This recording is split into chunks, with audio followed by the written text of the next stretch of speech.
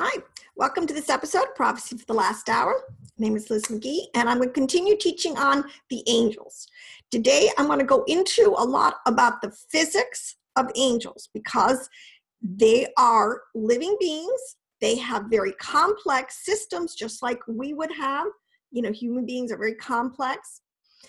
Every single archetype that Yahweh institutes, it's like a template. It works. It keeps going all the way down as he stamps it onto everything. He graves it. He carves it. The same archetypal image is on everything from the high heavens all the way down.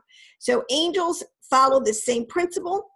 And I want to talk about it, start off right away in talking about, there has been this school of, there's kind of this biblical two sides of the same coin. You have people, you have anthropomorphic language and symbols, concepts, philosophies of describing, Yahweh Elohim, angels, non-corporal beings. Anthropomorphically means they talk, they have hands, they see, they hear, they move, which is sort of hard to wrap your mind about when Yahweh says that he's spirit. So how does the spirit have hands? Okay, these are not. The flip side is you want to keep them completely, people want to keep it completely rational, completely almost using just straight physical, or taking away all the physicalness of it. And it's talking strictly about laws of physics and nature that operates and functions. And I say both can be totally harmonized. Two great sages of the Middle Ages, mountains, pillars, Rambam and Ramban. These are two great, they lived in the 11th and 12th century, lived at the same time, Nachamites and Maimonides. And I hope I said that even remotely close. Rambam, with an M at the end, was Maimonides, and Ramban, with the N, is Nachamites. Brilliant Torah scholars. And this I have to say, look, I understand that Judah, as the house of Judah today, has not received Yeshua ben Joseph as the promised Messiah seed for the lost house of Israel and the Gentiles. I get that. But at the same time, Ephraim, where are you going to go for wisdom and knowledge? What scribal house are you going to go to that has retained all of the writings that was their birthright as we come back to Yahweh, as we get grafted back into the same root that's been growing? Someday Judah will realize that, Yeshua is Torah. But Ephraimites, we have to understand that Torah is Yeshua. Okay, we have to put all these opposites together in a harmonious whole, which is really what's being done. And we will get there. But I just have to say this, that the wisdom of our ancients, the wisdom of our patriarchs, the writings that are in the house of Judah, we need to read them and master them like any good Torah scholar. Now, this whole concept with Nachamites did not want to throw out or just all this anthropomorphic understanding. And for very good reason, because I think we understand now, or I understand, and many people are beginning to understand, angels, this whole world, this whole cosmos is alive. These are living beings. These are true intelligences that have a form. They were created, they were formed, and they were also made. And they have an archetypal image that they follow. All right. They have a flesh. Paul says this, there is celestial flesh and there is terrestrial flesh. So we want to begin to wrap our mind of all this. We want to be able to go back and forth anthropomorphically and into the laws today using the language we would today of physics, specifically, let's say quantum physics, which is truly, we're finally getting to a place, if philosophy and religion and science could just begin to understand they're talking about the same reality, basically, and both bow the knee to Yahweh, we might get somewhere in all of this, to a millennial reign. Let me just screen share something. I want to share a quote from 2nd Ezra. Okay, so this is 2 Ezra 8:20, starts here. And it says, "O Lord, who inhabits Did I hope you can, let me do that again because I don't see that that is showing up. Let me try this again. I just want to make sure. There. Okay, so it says 2 Ezra 8:20. O Lord, who inhabits eternity, whose eyes are exalted and whose upper chambers are in the air. 21. Whose throne is beyond measure and whose glory is beyond comprehension. Before whom the hosts of angels stand trembling, at whose command they are changed to wind and fire, whose word is sure and whose utterances are certain, whose ordinances is strong and whose command is terrible, whose look dries up the depths and whose indignation makes the mountains melt away. Now that is very anthropomorphic and allegorical language, but I'll tell you right now that that is absolutely, there is so much physics in this as we understand what they are saying and unpack these words. So we know that the Yahweh is from eternity. He is beyond eternity. He is in a place. He created time and he is outside of it. Whose eyes, you know, does the Lord have eyes? But the eyes of understanding here. He is all wisdom, all knowledge, all understanding. He knows everything. When you understand how eyes are used, you know, we have physical eyes, but there is also the concept of everything that the eyes see. There's a whole backdrop. And whose upper chambers are in the air. The upper dimensions, heavenly dimensions, the higher realms of angelic orders, okay, whose throne is beyond measure and whose glory is beyond comprehension. All right, his throne is a place of ruling. This is his, where he is, in the sense of he has a place that he entered. You know, the king enters into his throne room, and that's where he sits and abides when he is doing his official business. When Yahweh is on the throne, and this is with his angels, his hosts of angels, which is armies of angels, stand trembling, at whose command they are changed to wind and fire. Wind and fire are words that connotate states of being. All right, and I've been through this. Fire is not like a campfire. The fire, it is a plasma, is an electrical energy, wind, air, vibration. We're talking about a place of vibration, and we are talking about a place of electrical energy. We're talking about two states of energy here. And these angels wait to be determined. And this is what I'll tell you. I'm going to go into all of this.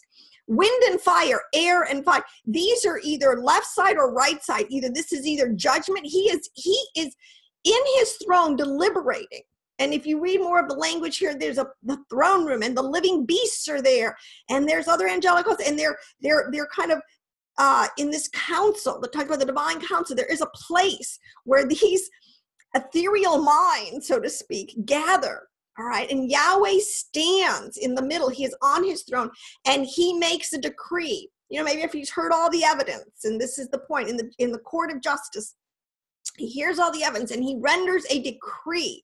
And at that point, those angels stand ready. They're going to go forward and they're going to execute his decrees in all of the cosmos, be it under the earth, on the earth, in the sea, or in the heaven. I've been to these different dimensional places.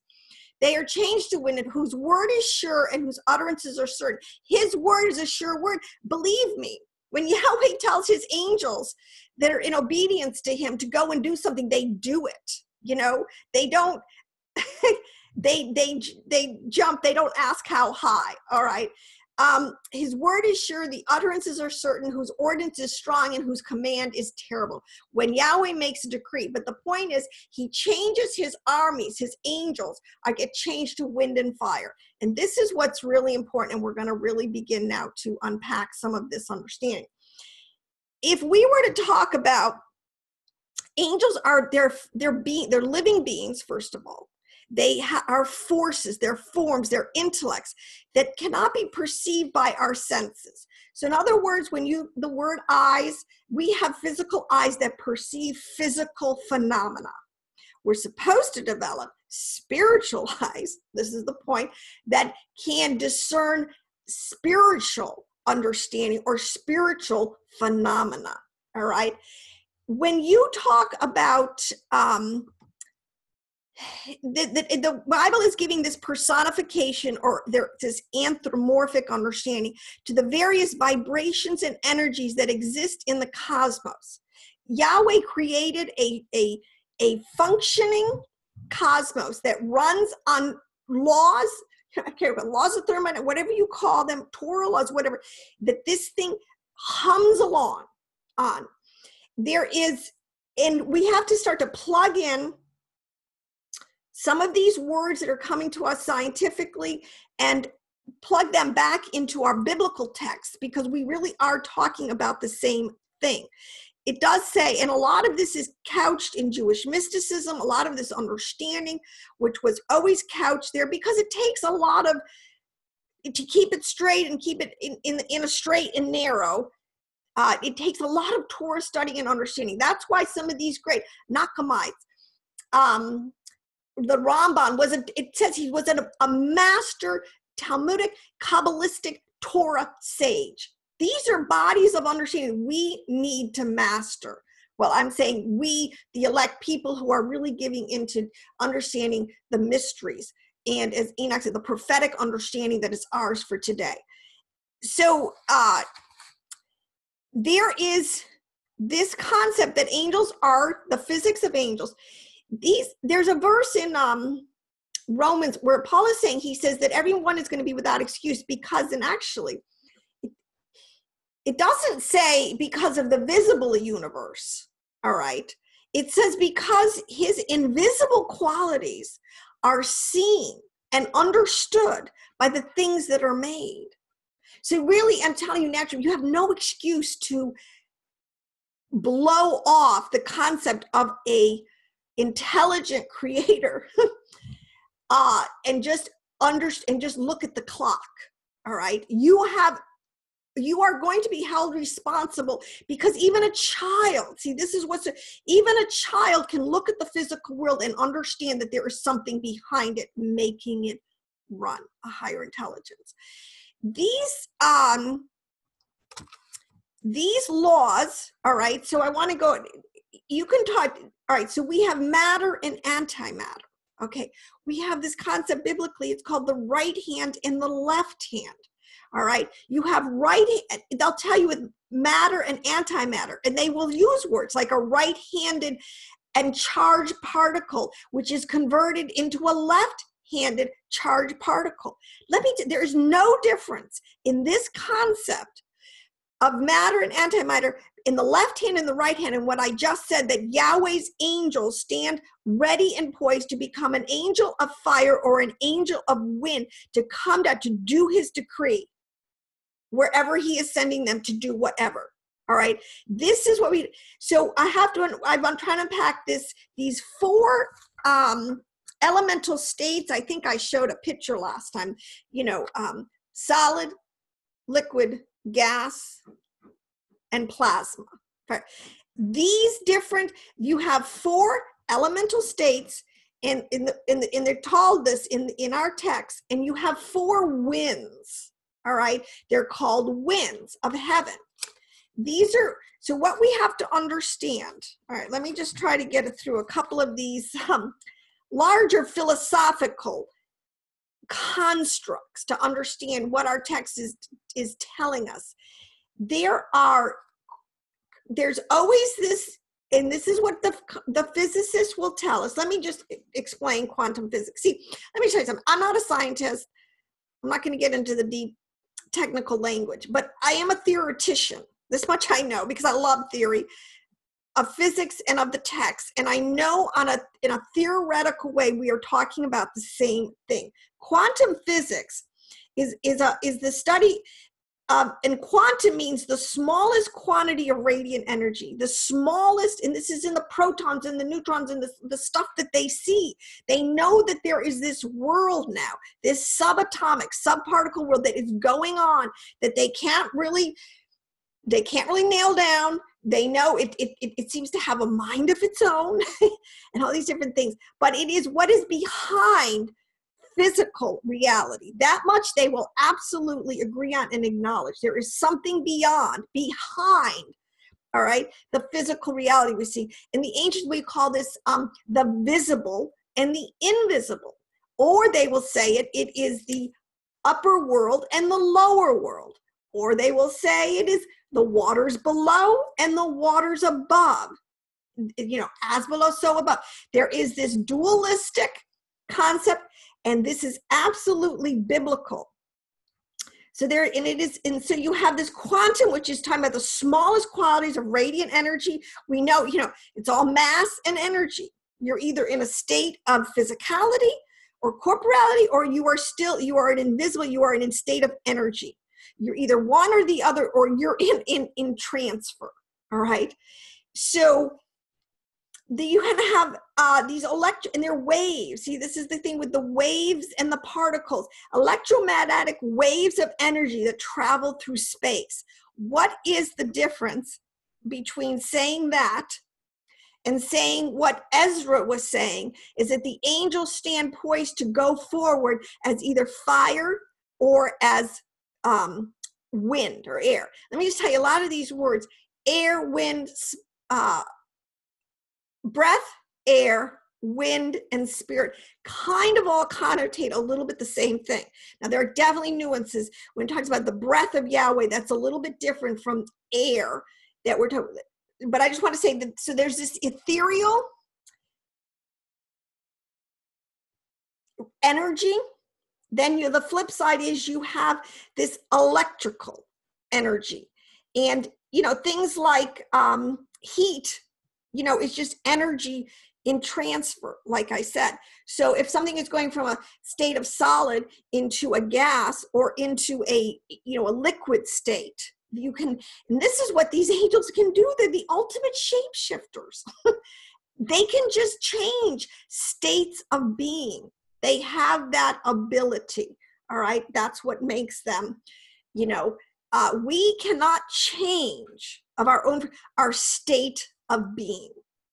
We are down here in corporality until we die and until our soul is released from it. And I understand the ancients saying this prison of the body. All right. We cannot shapeshift into some other form. All right. Where our body and our soul are like bonded together down here. And until the soul is released from the body and the body decays. But this can all be explained in deep physics. But this is why it is so important, you know, and I don't get into the preaching of this, the whole gospel message, because I'm not going to get into that. We're sticking with this stuff. So this whole concept that there is electrical, there's chemical, there's thermal, there's gravitational, there are different states of being, there are different forces, there are different essences, there is different, well, I guess the best thing is states of being, and, you know, energy and mass affected by time. But this is what Einstein, you know, couldn't quite either. He knew, I think personally, he being a Jew, but he just didn't state it publicly. There is the fourth state, which is where air, breath, Yahweh, there is a place of pure essence. There is a place of the throne, the mind of Yahweh, all right, which is where there's the hub, the nexus of this whole thing. It runs on, you know, like I said, laws that are in place. And seriously, now we're talking about, let's just say I did something in my life. This is it. You know, I mean, everything is before the, I can't hide. Let's just say really, truly, I go, you know, I steal, I steal from someone, right? Not that I would, but it's, you know, they might not see, nobody might see it, but Yahweh sees it, right? And he's up there, he goes, look what that silly girl did. She stole. She knows I can provide everything her. Why did she feel she had to go and take something that wasn't hers? All right. And there is a decree made. You know, you don't get away with anything. There's no free lunch. And he decrees, okay, I'm going to get caught. You know, maybe it was on maybe it really was on a recording, right? And it had my image in my face. This information, things that are hidden. This is a whole, how do, you know, some people get away with something, some people don't get away with something. There's all this, some men's sins get instantly kind of redacted and brought out into the open. Some men sit, you know, some people's sins just sit for years and years and fester before it comes out into the open. These are all things that are, you know, in Yahweh's domain. But the point is when that angel, when that decree goes forward about how I will be punished.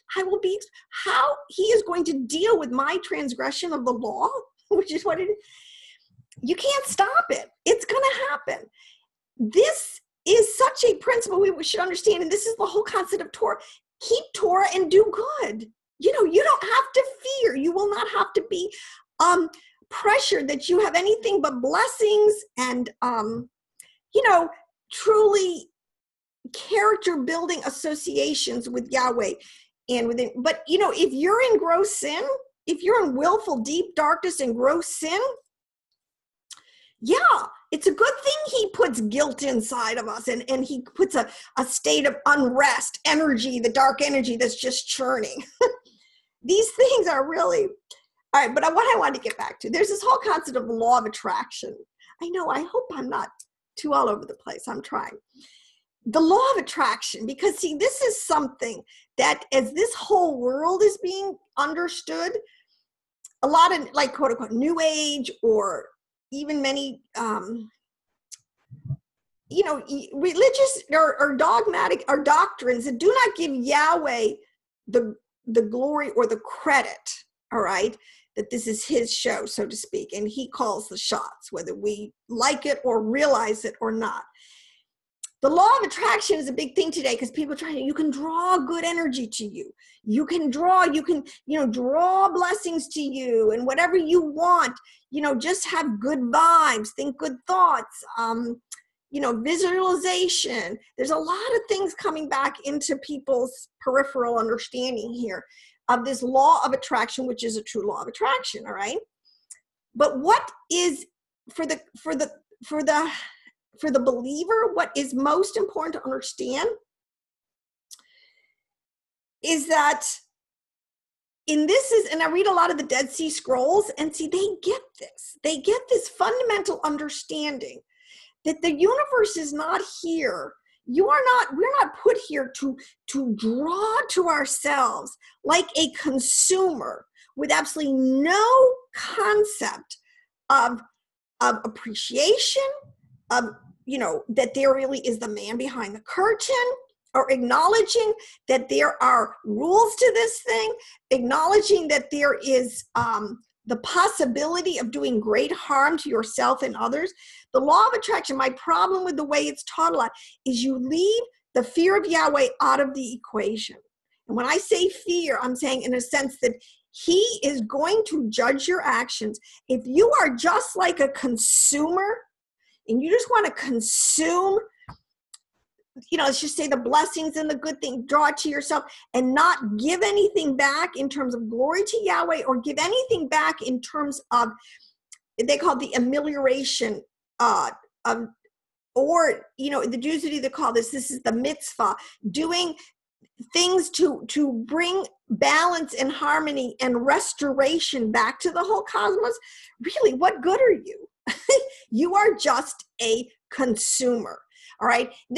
And so I really have a lot of problems. I go on some websites here, I was checking this, and it's like, oh, use the angels and learn how to draw all this positive energy to yourself. And I'm like, yeah, typical consume mentality and having no regard for the fallout of it. But whatever, be that as it may. In this whole world of quantum physics, and physics is really the study of the laws of combination and separation, how this whole world behind the scenes functions, all right? So quantum physics, the smallest particles, and we understand now that, and it's counterintuitive sort of, the denser and the deeper and the more concentrated the energy is, actually, in its purest essence, all right? So it's getting distilled down to its purest essence, devoid of all of its density or its these are the Bible where, it's scum, its impurities, any uncleannesses in it. Let's just take, a lot of chemical processes. They want to synthesize down to the purest essence of the thing. This relates to our understanding. We want to get our mind to be able to totally focus on Yahweh and his glory, his kingdom, his goodness, his mercy, his attributes in its purest sense. This concept, like I said, is heat, is energy and transfer. This is sort of the concept of we are beings in transfer. We are going from one state of being into another state of being. And if you can attain in this world through faith and works, the highest level of being, once you are released from this body, boom, you'll go there. You'll be there. This is what, being in paradise. This is the point, because there will be nothing left to hold you here. I mean, these things all work, in my mind, theoretically, philosophically, and literally according to the laws we understand of physics. And let me tell you two things. The way it's set up, the natural processes that we see will always mirror. They're always an archetypal mirror of also what is going on in ways you can't see. And that's how a lot of our ancients use the word. So back here to, let me just go on to this whole kind of the physical reality. So you have and you have this whole electromagnetic world. We have this whole world of energy, this whole world of mass. It's a binary dualism. We have the same thing now in the angelic realms. We have good angels and bad angels. We have bad energy and good energy. There are bad, I went through this, listen to my YouTube I just did on the fiery angels. There are fallen angelic orders of angels referred to as the fiery angels. That are, that's a lot of the problem. That's really the problem area. That's why, this whole concept of burning in hell, this is a concept we've totally lost what those words are really saying in their philosophical concept.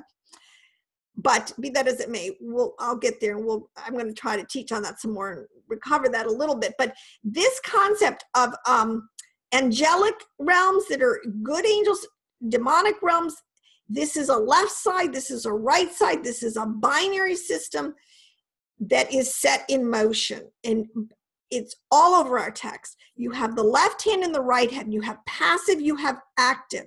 You have a receptive, you have the womb is receptive. You have the force, you have a penetrating force. Like I said, everything fits this archetype. You have the male and you female. You have a weak force, you have a strong force. You have just positive energy, negative energy, however you want to put it down. There is a system in place, and this has to do really with, the binary system that Yahweh set up, the male and the female principle. This is one of the things that's being sort of unpacked today. And when people don't say that, oh, yeah, there is a female philosophical concept in the Godhead, all right? And we have no business writing it out of the text, all right? So making the ruach in the Greek into an it and then into a he, when all through the Hebrew we know wisdom, the female personification, all right? So we have to, the left pillar and the right pillar and then the middle pillar. This is one of the middle pillar, Yahweh, Vavhe, the Father and the Son. This is a the middle pillar that brings peace. Remember, he is our peace. He is our shalom. He always takes the left side and the right side and he makes peace out of it, which means a perfect combination. All right. Just to give you this a little bit, I think I unpacked this in my video on the fiery angels, but again, it talks about in Exodus 14:22, when the Israelites were coming out of the desert and they were going to cross the Red Sea or the wilderness, and there was a pillar of fire and a pillar of cloud. Again, this concept, angelic forces, cloud is air. This is this dimension, this physicality, if I can use that word, and a pillar of fire, fiery angels and angels of wind. So you have wind and you have fire. You have two elemental states of being, and they are angelic hosts. They're armies. You have the pillar of cloud. Michael was in the lead. Michael and Gabriel. So in other words, we had Michael, he's the angel of the presence. You had Gabriel, who is on the left. These are the names of angels that they give to this in the literature. I didn't make it up, all right? And it's the same all through it. Michael is over the Lord's portion. Okay, Israel, he's over the Lord's portion. We know this. Gabriel is over the powers, meaning he is over and I've been through this. This is so paramount to understand. Gabriel is over the powers. The Gentile nations have been given over to quote unquote lesser gods, Elohims with a small e, small g, where they are the powers that rule over them. And they're fallen angelic hosts. This is the whole point. This is what we need to really understand, because this is our battle. This is our arena. These are the ones that we are really in battle with. And they have just done an amazing job of retooling. I won't even say re-educating, because there's a place where you get past re-educating into retooling. You almost make new syntax. The brain functions in a whole different way than it was originally meant to. It operates out of falsehood instead of operating out of truth. And oh my gosh, every evil work is produced. I just have to say, I saw the most disturbing movie. I didn't pick it. I went to the movies with a friend and I said, well, you pick the movie. It'll be great. We'll go have a nice afternoon and then we'll go out for a glass of wine. We'll really get caught up on everything. It was a nice time of fellowship. And so this movie, The Shape of Water. Oh, I was totally unprepared. It was so demonic. It was so, see, this is how they re-educate and they count on the Luciferians of us being stupid. Here it's a total Beauty and the Beast story, but instead of a beast, it is literally a nakash, that the girl, the main female character falls in love with this nakash. Oh my gosh. And all the players, all the other actors, or the players in the drama, so to speak, they're so caricaturized so that it all plays on your emotion. It plays on the sense of your soul life. Where you're not ruled by reason. Didn't Yah say you're not to eat of the tree of knowledge and good and evil, which is an angel? Tree of knowledge of good and of evil. These are chastening angels. I mean, I get this now. We're talking about an angel. All right. He was an Akash. He actually has a name. Gadriel. All right.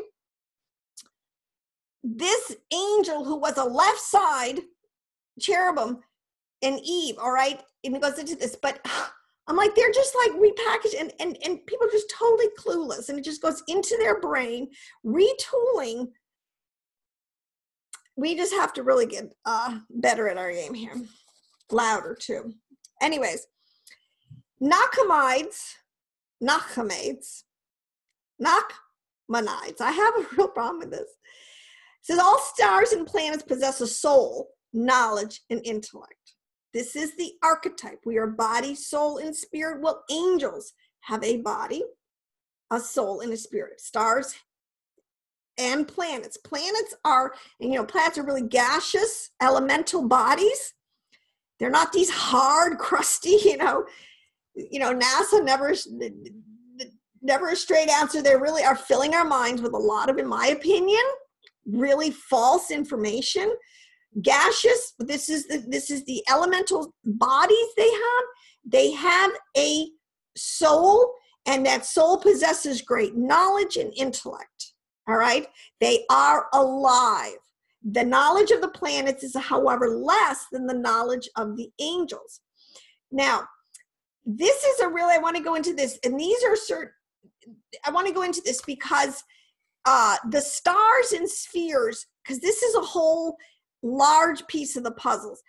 If I break down a lot of the angelic orders, you have the B'nai Elohim, the Malakim, the Seraphim, the Hashmalim, the Erelim, the Ophanim, notice the I-M after it, a plural, the Hayat HaChodesh, which are the holy living beings, and the cherubim. These are different angelic orders that have been figured out by many Bible scholars, all right?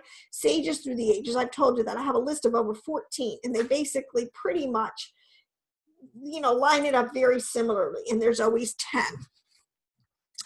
The angels are described in Jewish literature. This is the whole point. In Jewish mysticism, they have always been forces that send information and in between mankind and Yahweh. They are his servants. They are analogized to atoms, wavelengths, or channels that help Yahweh in his creation. It is therefore reason that they should not be worshipped, prayed to, or invoked. These are secondary, lesser deputies. See, one of the other words you get this whole of chiefs, deputies, governors. They're judges. This is in the text. This is what they're talking about. They're just do his bidding. We are not to worship, pray, invoke, sacrifice, consult. All right. Any of these lesser Elohims with a small e, which is what the text says. All right, they are not physical in nature. They don't have a corporality and a physicality like we have, but they are spiritual beings like spiritual atoms. Therefore, this is why they appear in the Hebrew Bible from the viewpoint of the person that receives the vision or the prophecy, or anthropomorphically, like an angel. You see a vision. If an angel brings you information of a future event and you see this, how does that happen? How, except that they can't. They are higher, they are outside in many of time and space, and they can bring to you. They could bring to a sage and play it out in front of them, like turn the TV on. I say, show the whole happening in front of you, all right? And give you wisdom and understanding as to what you're seeing, so that it can be, so that Yahweh 1,000 years down the road can get the glory. I told you so. Now I want to go into this whole world of the Mazaroth and this whole concept of the sun, the moon, and the stars. This whole, because most of our text really talks, when it's talking angelically, it is really so much of the information is coming from these dimensions that deal with the sun, the moon, and the stars, and the spheres, all right? Which is another term we need to get conversant in, and the Mazaroth, the zodiacal house, all right? So the Bible is, I just want to say, I'm not going to go, and I will go into a little bit more understanding of what I consider to be, the fallen angels, how they function, how they use their knowledge of the cosmos, which is still way greater than ours, to kind of bamboozle us, lying signs and wonders. But what's really important to understand, I put this on a Facebook page I follow, that there are 10 heavens, 10 dimensions, and someone immediately shot back, oh no, there's only 7. Well, this is something that if you dig a little deeper into the text, you will understand. There really are 10 heavens. There's a principle of 10 heavens, 10 dimensions that are endless, that are populated with endless numbers of beings. The 5 angels, there's a category that says these angels, he just creates them new every day. What I understand is like a little tiny, it is literally like a drop in this whole ocean of understanding. Really and truly, maybe I can 7 drops today, or we'll say 10 little drops of understanding today in the big whole cosmic sea of understanding that is out there. But there are 7 visible, or I won't even say visible, because there's 3 really visible heavens that actually we interact with, that have quite a bit of physicality to them. So when you get into the fallen angels and all this, there's quite a bit of physicality there. There's 3 above them, all right? 4 above them, 7. So 3 and 4. And then you have the 3 dimensions of the top. When I was talking about Yahweh in the beginning, that quote from 2nd Ezra, Yahweh is in his throne room, where in his glory, his kabod glory. There has always been an understanding that the throne room has been inaccessible to people. We cannot really, maybe 3 Bible? I think Enoch was able to get there. Moses spoke face to face. Very few, you probably can count on one hand, human mortals, so to speak, who had an invitation, Isaiah, into the real throne room, into this highest echelon of participation, understanding, visitation, whatever, of these levels. most people are dealing in the lower 7. So this is why a lot of, they'll say there's 7 heavens, because the top 3 are so incorporeal, so holy, so, when he says he's not going to share his glory with any man, he's not kidding. He is not even going to darken the door, or, you can't even darken the door of heaven in the sense of, it's just inaccessible. All right, basically. But it is a place of voice, speech, and knowledge. These are words that are used to describe, but believe me, there are angelic orders up there. And this is where we get into Ezekiel had a vision. This is the Merkabah vision he had, where you remember he saw that, this being with 4 faces, and there were wheels and there's eyes all around. And he's like, no Bible commentator or translation could even come close to describing what that they really seen. Ezekiel is seeing the throne room of Yahweh. Now, how close he is, whatever. All right, he is seeing, and how do you use words to describe this? All right, wheels. It refers to the angels of the Ophanim. They're called wheels. The holy living beasts. In Revelation, it talks about the living beasts that are in the throne room. That used to really throw me for a long time, because the word beast is used so negatively in most of the texts, and for good reason. And then you have these holy living beasts. But I get it a little bit more now. This is representing, all right, this gets into the spheres. Now let's see if I can try to tackle this concept. These are just huge concepts, and I'm just trying to give a 10-minute, 20-minute soundbite to this stuff, to whet your appetite, to say it's okay. Go and read the deeper works that Yahweh has left up. Read the Sefer Yisrael. Read the Zohar, all right, in Jewish mysticism, all right? There are intelligences behind the spheres. What we see, the sun, moon, and the stars, because there are actually, these are like physical. When we look up at the sky, we're seeing physicalities of something. And personally, I'm not 100% convinced. I don't know if we're really seeing their gaseous physicality bodies, or if these are still a parable for something that is even more ethereal that we can't really see. Be that as it may, the sun, the moon, and the stars, the luminaries, right? And the spheres. Okay. These are there are intelligence behind these. There are governing, let me put it this way, the governing deputies, the mind behind the sun, moon, and stars that operates them. Because what we're only seeing, let's just say, their bodies. Let's say you see me from a window walking down the street.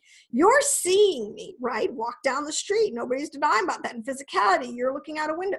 But what you're not seeing the mission I'm on, so to speak. You're not seeing my mind and my soul that are totally operating within my persona, all right?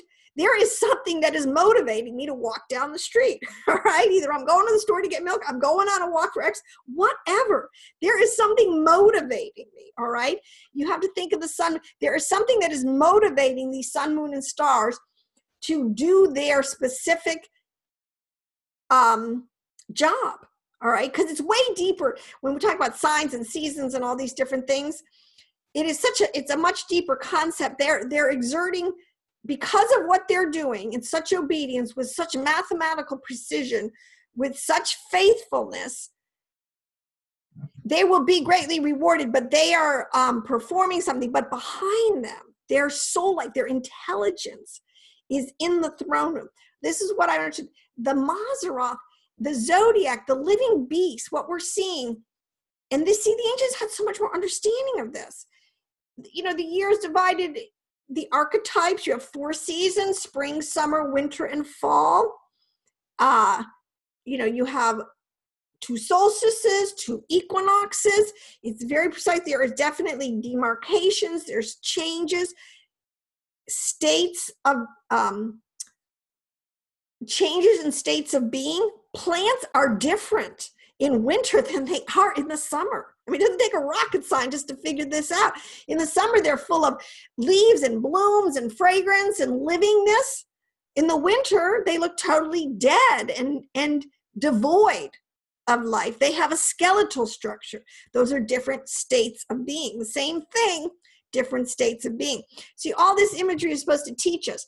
So in other words, so at the highest levels in the throne room of Yahweh, you have these living beasts, these high, what did I call them? What did I call them?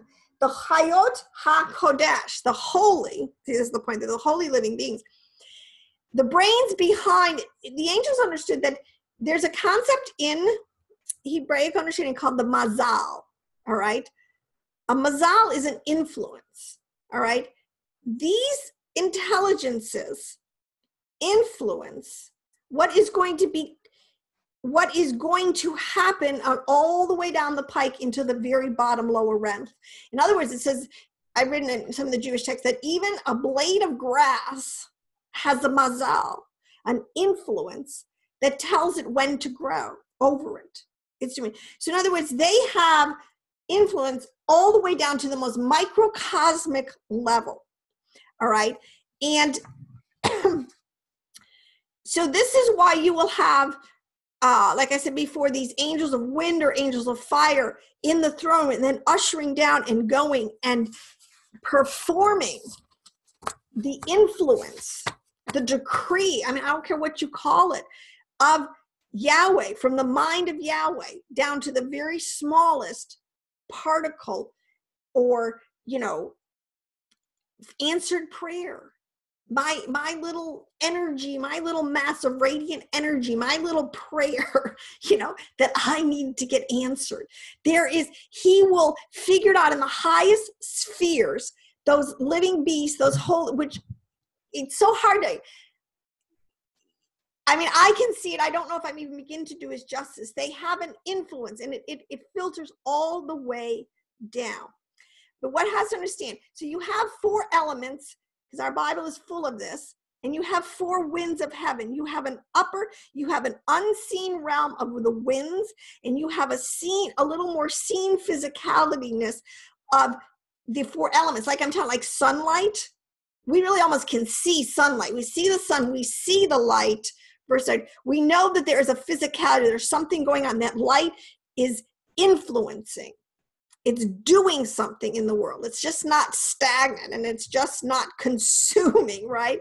It's doing, it is taking that bare tree, and it's warming the whole atmosphere, and the earth and the air temperature goes up. See, and that affects the resident DNA, the data that's in that tree to start to produce. All right, that mazal influence on it starts to produce change in that state of being of that tree. Because I'm looking at my window at winter, totally dead. You can see my watercolor background. I'm still totally in winter. You'll know it's spring when my backgrounds change to some of my paintings, depicting spring. But and the elements are made up of. Okay, like I said, our body, we are made up of elements that are, are denser. Earth and water are heavy, they fall down. We're made up of denser materiality. That's why you can see us. My physicality is made up of much denser particles that you actually come into a physicality, versus the more ethereal, the kind of behind the scenes essences that stay a lot more invisible. So these 4 elements are ultimately, they're the root of all things. When we are told that we are made of the dust of the earth, I've said this so many times, we understand, we're talking about the elemental building blocks of life down here in a material plane. And it's all about a combination and separation. And this whole concept of the word of a dance, all right?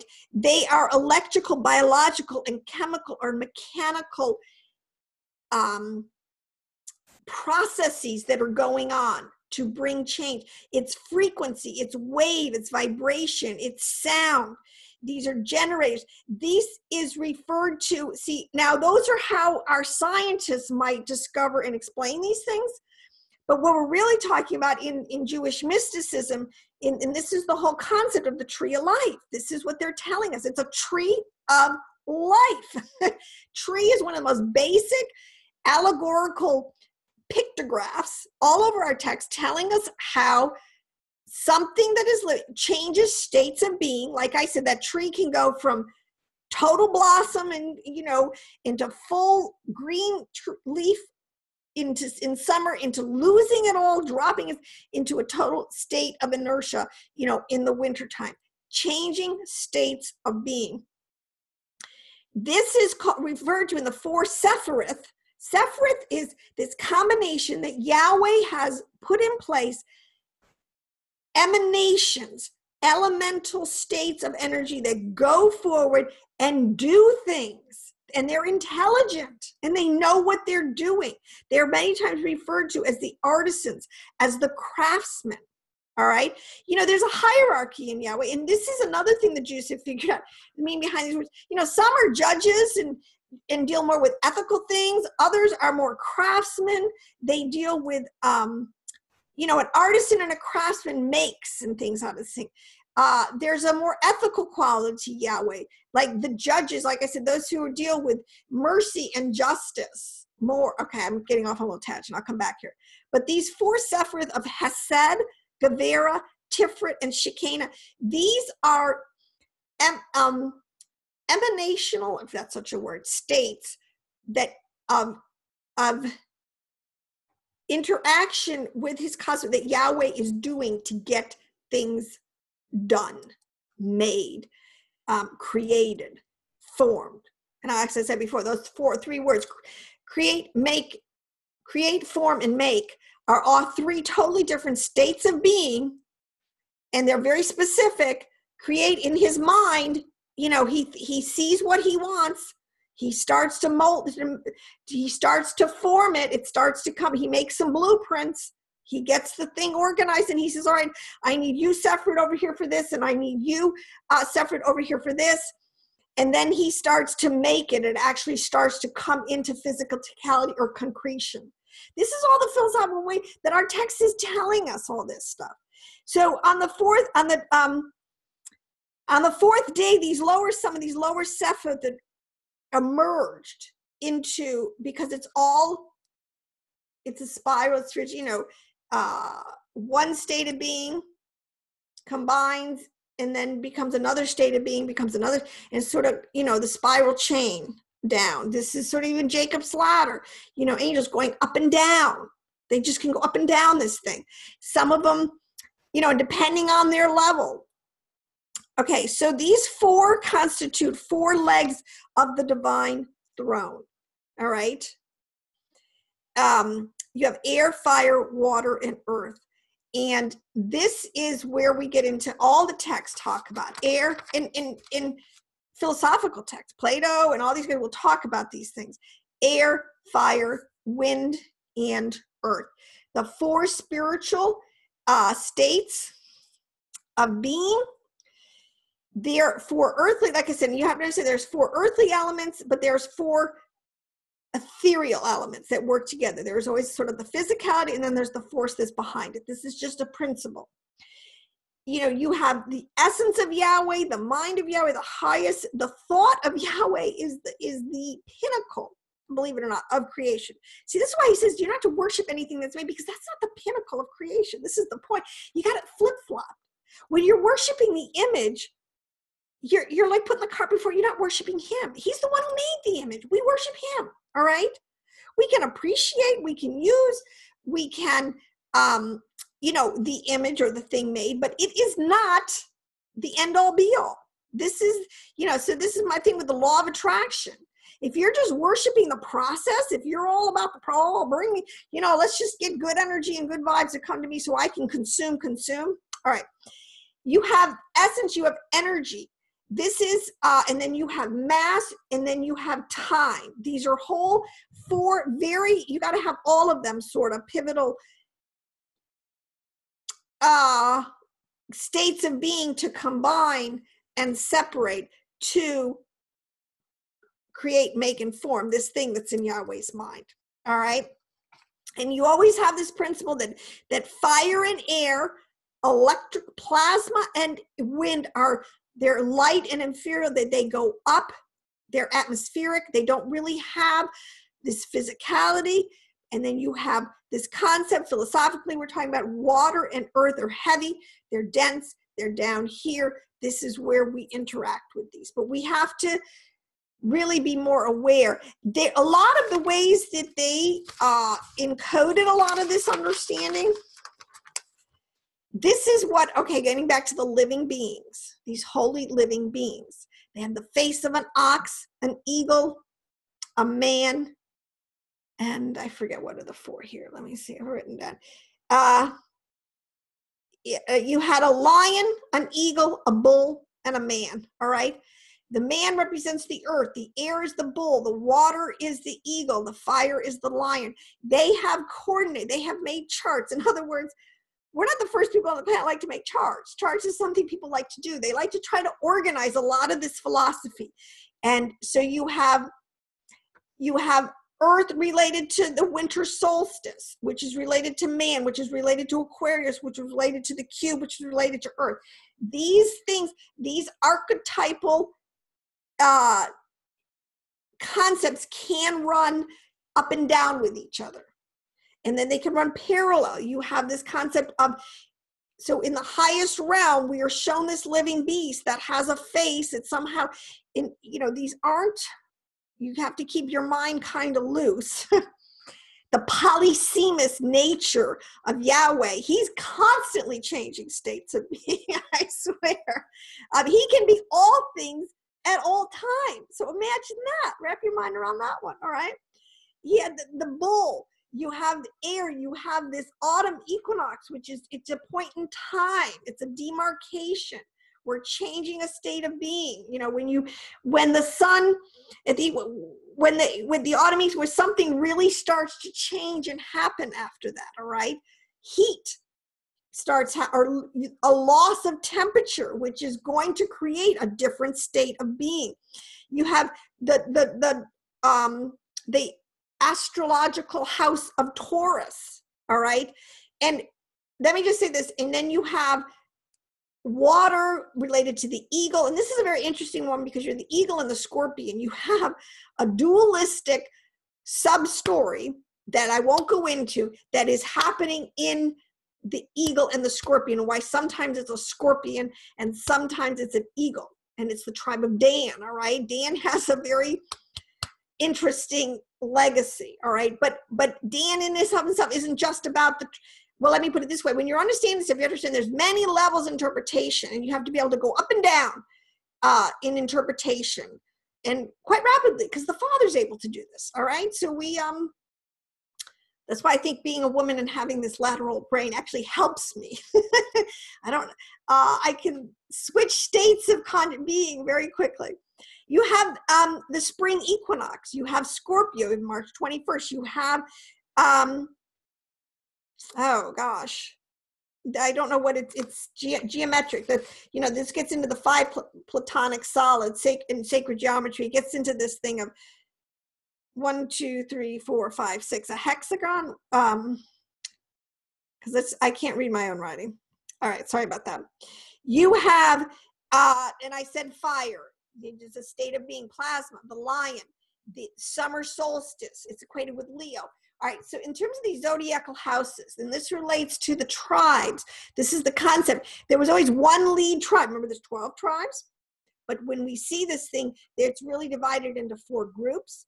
And then with each group, there's sort of like a head tribe is given to it. So this is what it means. So this is why you have Judah is over one of the 4 tribes, and a lion is over that. That's on their banner. You have, let's see, who is another one here? I believe it's Manasseh is over, Ephraim is over one of the tribes.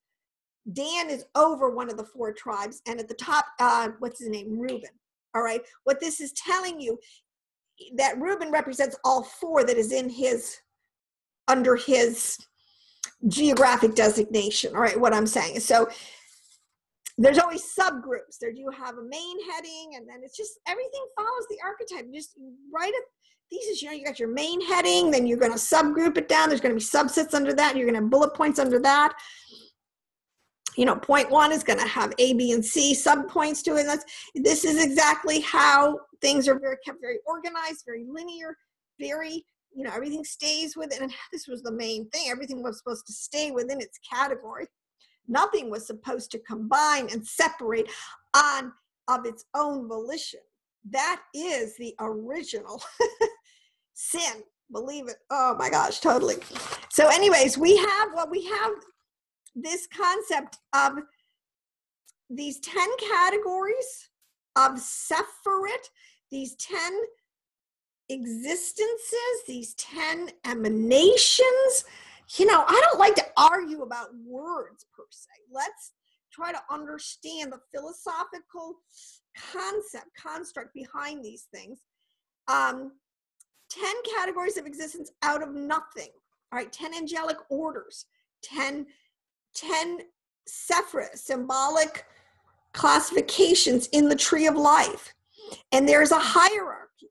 So the purest, the most elemental state where Yahweh is in his essence. This is the breath of Yahweh. That's what we have. See, that's what was put into us. The Adam caveman of the first, there's always a microcosm and a macrocosm. I've been through this. This is a concept you have to understand. Adam of the 6th day is the microcosm that was made and patterned after and technically made of many of the different states of being, elemental states that were already fully made in the cosmos. In the first cosmos, in Genesis 1, he is making the whole cosmos. All the angelic race, all the living beings, every intelligent thing, deputy, governor, whatever you want to call him, that he is bringing into being. It has very hierarchical. So you have the first is breath, where he is. And that is breath he put into his Adam on the 6th day.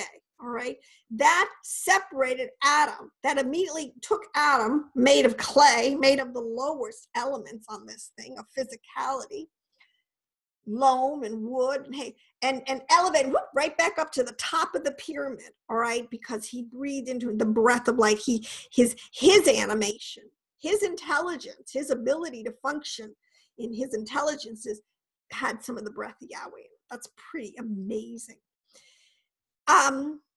This is the world of the spirit of the living Yahweh, and it comes down, it emanates unto Ruach, into air, which is referred to as air.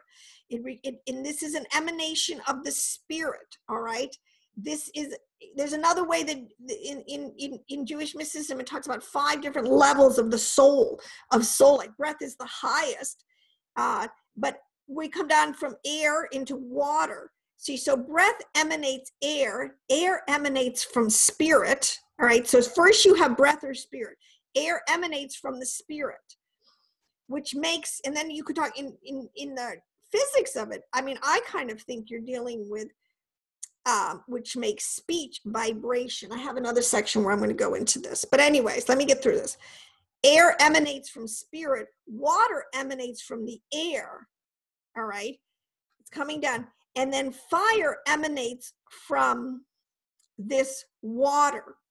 And fire is related to, electrically, the body, the 4 elements. And in the Bible uses words like, we're made of the dust of the earth, wood, stone, hay, loam, mud. These are words that are just talking really, on their basis level. Yes, I'm not saying there's not mud out there and dust, but these are words that are also encoded to represent behind the scenes the more physical properties of physicality, the building blocks, the DNA building blocks of actual physicality. So there's, many of the ways I've been through this, you have to understand how our text is using it. That either they're calling it the 4 corners, the 4 archangels, they're calling it the 4 rivers. I just want to give you a little side here. When this used to trip me up for the longest time, there's a story with Pharaoh in Egypt. you know, when he's taking the children of Israel out of Egypt, and he has this confrontation with Pharaoh, and Pharaoh's being a real stiff-necked. He's like, no, these are my people. You know, who are you to come in here and start taking these people out? He says, there's a quote, and especially I read it first in the book of Jasher, and then I started seeing it everywhere. And he's talking about, oh no, because my river is my own. You know, and who are you? But what he's talking about, this is such an interesting concept, I have to say. It's because a lot of time the emanations of Yahweh are referred to as rivers. But that really makes, because rivers, and think of this, think of masses of vibration or a wave, like a river. I mean, I can easily picture how emanations that are functioning from the highest throne of and coming down is just massive waves of energy in whatever state of being they're in, and coming down, and they're referred to as rivers. Okay, and that's why he calls it rivers of living water. All right. So if I said that there's elemental, right? So there's always the higher. There is living water up there. All right. We got water. I'm looking at water right now. You know, you can't see it, but at my window here, I'm seeing, you know, a pond, water. But behind that water is this concept. There is living water that is emanating. This is what it tells. Rivers, emanations of living water. All right. And it's not, like I said, water, the same thing that I'm seeing here. This is the physical manifestation of it. But so this thing about Pharaoh saying, my river is my own, Rahab, and then he is turned, you see, Rahab is, so behind, why do I even want to do this? Let me end here. Nebuchadnezzar, Yahweh had some run-ins with some of these very strong principalities who were ruling down here on the earth over whole nations. Okay, Nebuchadnezzar might have been just, you know, there's a physical dude called Nebuchadnezzar, but behind him, ruling him, is this whole, you know, it really is a demonic fallen entity that does not want to do the bidding of Yahweh, right? So Rahab, okay, so Leviathan, Rahab, a lot of these words are used, they're code words to represent very high ordered, intelligent living beings, and sometimes in the fallen category. High, powerful, angelic. Lucifer, highly powerful, angelic entity, all right? So what was going on was Pharaoh was taking the side of the Egyptians against Moses. And I've been through this about a tutelary angel that the ancients really understood, that every area, principalities and powers, they had power over whole chunks of the earth. Okay, they were given authority by Yahweh. You have to listen to some of my YouTubes, Paul and the tutelary angels. All right, it's really important to understand this concept. They were given rulership, and they had a river, they had an emanation, they were functioning under a certain mazal, and many times they did not want to come in and do Yah's bidding. Did Nebuchadnezzar, this was the whole point, he became proud and he didn't want to do what his deputies and his governors were telling him to do at some point. You know, they get so full of themselves. It's so true. And so, you know, Yahweh had to do something a little extreme. He made him into a beast, you know, until the guy came to his senses. Where he says, all right, I'm going to do the bidding of my maker because I have to, really and truly. There's ways that Yahweh has to get our attention. He did the same thing with Pharaoh. The principality that was behind Pharaoh, he did not want to give up the children of Israel. And he said that my river, I own what's in my domain geographically, is really what he's saying. There's this whole power play going on, the demonstrations of the Spirit's power, you know, and obviously, you know, there's really no contest if you think you're going to have a power encounter with Yahweh and who's going to win, but whatever. So I just wanted to throw a lot of this stuff out here because I think it's just, I'm all over this, trying to make our text make sense in the modern world. They want you to believe that it's a fairy tale and it's out of touch, and I'm telling you, this thing is going to change on a dime. This is part of the restoration of all Israel. And we are going to realize that our ancients totally were spot on. They had an understanding of the cosmos that you can't beat. And it was also filled not just with a lot of head knowledge of how the thing works, but with a fear of Yahweh where they had already bent the knee. All right? Because I'm saying, Every tongue's going to confess and every knee's going to bow, which is another way of saying all the angelic orders, no matter what, wherever they are when this gig is up, are going to acknowledge him. All right, the runaway rebellious angels. And I say better to do it now when you have free will. And you can call upon the mercy of Yahweh, because there is a time of judgment, of decree, when it's done. And there is no more mercy. There's only judgment. And fear Yahweh that you're not caught in that. So on that note, shalom and blessing, and I will see you again.